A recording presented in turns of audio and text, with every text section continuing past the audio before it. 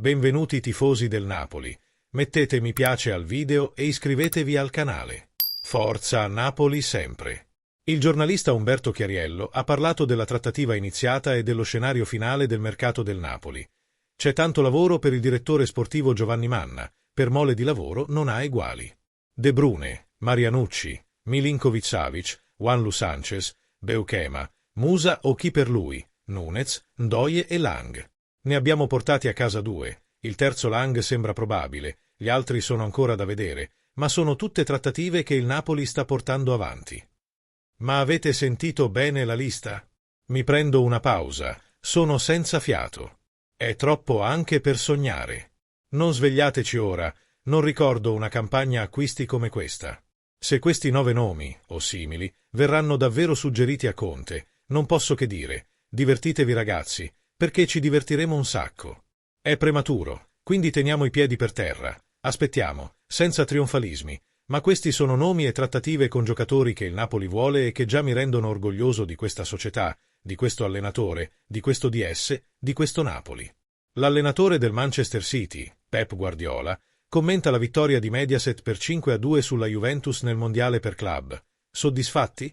Senza dubbio. Abbiamo battuto una squadra che aveva giocato 2 partite straordinarie. La Juventus è sempre la Juventus. Era da tempo che non giocavamo così. Pensiamo ancora che l'anno scorso avessimo una buona squadra, ma abbiamo subito 200.000 infortuni. Ma ora ci siamo ritrovati. Questa è la strada che dobbiamo seguire. Non abbiamo bisogno di parlare, ma di lavorare sodo. Sono tornate le buone sensazioni? Sì.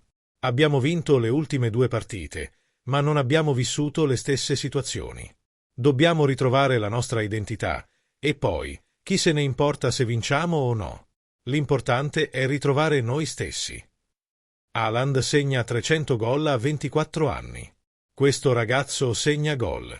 Quindi deve sapere di avere avversari. Marmoush ha giocato bene, tutti devono dare il massimo.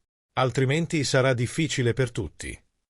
Era in lacrime quando ha salutato De Bruyne. Come lo vede a Napoli? Non lo amo di più. Questi anni non sarebbero stati possibili senza il suo contributo.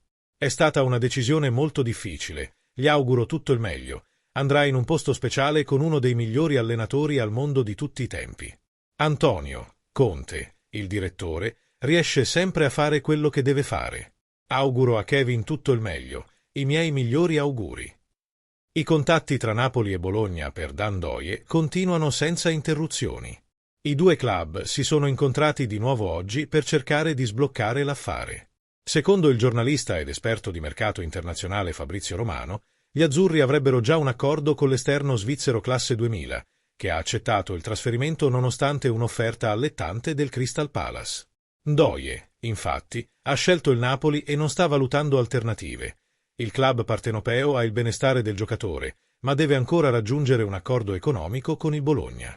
Lo stesso vale per Sam Beukema, altro profilo attentamente monitorato dal direttivo azzurro. Entrambe le trattative sono ancora in corso e i contatti tra i club sono continuati a essere frequenti e costanti.